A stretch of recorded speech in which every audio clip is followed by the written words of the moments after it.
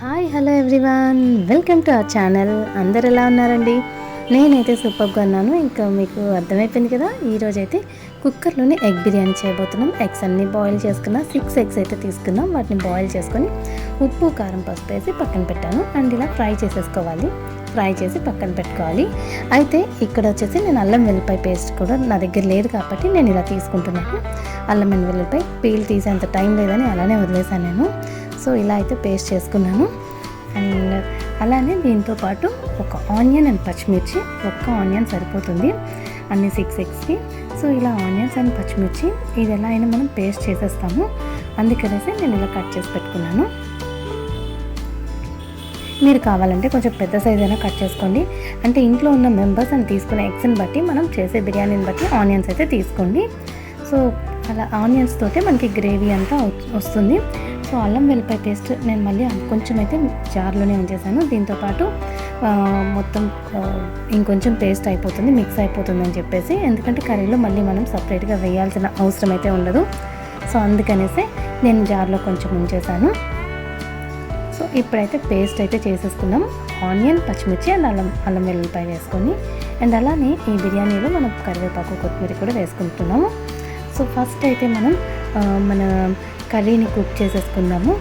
So అందుకనేసి ఈ కడాయిలోనే same మనం ఇప్పుడు ఇందాక ఎగ్ ఫ్రై చేశాను కదా, అందులోనే ఆయిల్ వేసుకొని ఆయిల్లోని పచ్చిమిర్చి సేమ్ ఇది ఇప్పుడు ఈ పేస్ట్ని మనం వేసేసుకొని అందులోని ధనియా పౌడర్, ఇది వచ్చేసి ఫస్ట్ జీరా పౌడర్ అయితే వేసాను. నెక్స్ట్ ధనియా పౌడర్ వేస్తున్నా.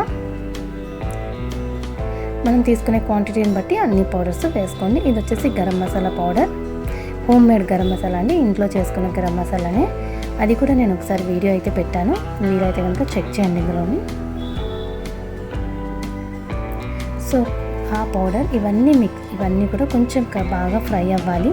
దాని తర్వాత సాల్ట్ అండ్ అలానే యాజ్ యూజువల్గా ఉప్పు కారం పసుపు అయితే తప్పం కదా, సో అవి అయితే వేసుకోవాలి. ఎగ్ కర్రీ ప్రిపేర్ చేస్తున్నాం ఇప్పుడు మనం. సేమ్ ప్రాసెస్లోనే చికెన్ కూడా చేసుకోవచ్చు. చికెన్ కూడా సేమ్ ఇదే టైప్లో బిర్యానీ చేసుకోవచ్చు. అంటే ఇంట్లోని మన దగ్గర ఏమీ లేవు, సో ఇంట్లో సింపుల్గా బిర్యానీ లైట్గా చేసుకోవాలంటే ఇలా చేసుకోవచ్చు. అది కూడా నార్మల్ రైస్ తోటి, బాస్మతి రైస్ అయితే కాదు. సో ఇలా బాగా ఎగ్ కర్రీ అయితే కుక్ అయిపోవాలి.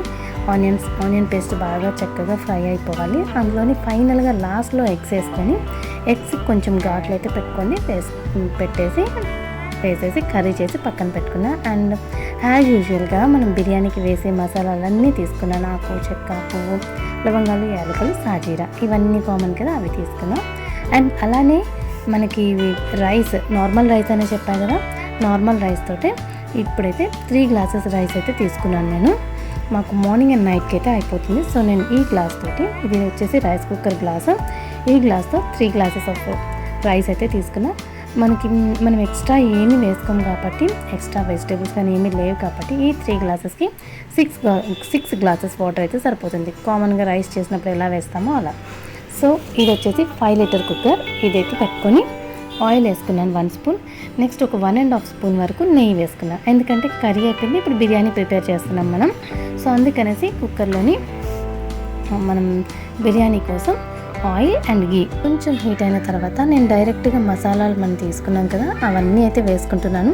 అలా కాకుండా మీరైతే ఆనియన్స్ కొంచెం కట్ చేసుకొని అది ఇదే ఆయిల్లోని బాగా ఫ్రై చేసేసుకొని, నార్మల్ బిర్యానీకి చేసి మనం పక్కన పెడతాం కదా కొంచెం రోస్టెడ్గా, అలాగే డైరెక్ట్గా ఫ్రై చేసేసుకొని అప్పుడు మసాలా వేసుకుంటే ఇంకా బాగుంటుంది. బట్ నేను మర్చిపోయాను ఇక్కడ, మీకు కనుక గుర్తుంటే అలా ట్రై చేయండి. సో ఇంట్లోని నేను ఇంకోటి కూడా మర్చిపోయాను, బిర్యానీలో పుదీనా లేదు. సో నా దగ్గర పుదీనా లేదు, నేను వేయలేదు. మీ దగ్గర ఉంటే పుదీనా కూడా వేసుకోండి. ఇందులో కొత్తిమీర కరివేపాకు అండ్ మసాలాస్ అన్నీ వేసేసాము. కొంచెం ఫ్రై అయితే చాలు కదా అది ఫ్రై అవ్వగానే కర్రీ ఆల్రెడీ అయిపోయింది, మొత్తం రెడీగా ఉంది కాబట్టి అది ఇందులో యాడ్ చేసేసాను. నేనైతే క్యాజువల్గా మీకైతే చూపించేస్తున్నానండి ఇంట్లో రెగ్యులర్గా చేసుకున్నట్టుగా. ఎందుకంటే పర్టికులర్గా నేను సపరేట్ ఐటమ్స్ ఇవి అని అయితే చూపించట్లేదు. అందరికీ తెలిసిందే కదా బిర్యానీలోని. సో అందుకనేసి ఈజీ వే ఆఫ్ ఎలా చేసుకుంటున్నాను అన్నది షేర్ చేసుకుంటున్నా. సో ఇందులోనే ఏంటంటే మనం నార్మల్ బిర్యానీ లాగే అన్నీ వేసుకొని చేసుకుంటున్నాము. సో మీకు అంటే మీరున్న మెంబర్స్ని బట్టి మీరు మిగతా ఐటమ్స్ అన్నీ యాడ్ చేసుకోండి. ఈజీగా ఎప్పుడైనా ఇలా తినాలి అనిపిస్తుంది, తొందరగా అయిపోవాలి అని అంటే ఇలా చేసేసుకోవచ్చు. సో అందుకనేసి నేనైతే ఇలా చేసుకున్నాను. ఆ రోజు నాకు కొంచెం ఓపిక లేదు, సో ఏదైనా సరే నాన్ వెజ్ తెచ్చుకోలేదు. సండే వచ్చింది, ఇంకా పిల్లలకి బాగా తినాలని ఉంటుంది కదా, సో ఇది చేస్తాను ఇలా అంటే ఓకే అన్నాడు.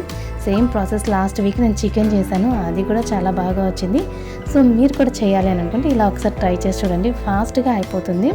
ఇదైతే ఇప్పుడైతే ఈ కర్రీ మనం ఆల్రెడీ ఫ్రై అయిపోయింది, కుక్ అయిపోయి ఉంది కాబట్టి మనం ఎక్కువసేపు అయితే ఫ్రై చేయాల్సిన అవసరం లేదు. ఈ కర్రీ మనం రైస్లోని కూడా తినేయచ్చు డైరెక్ట్గా.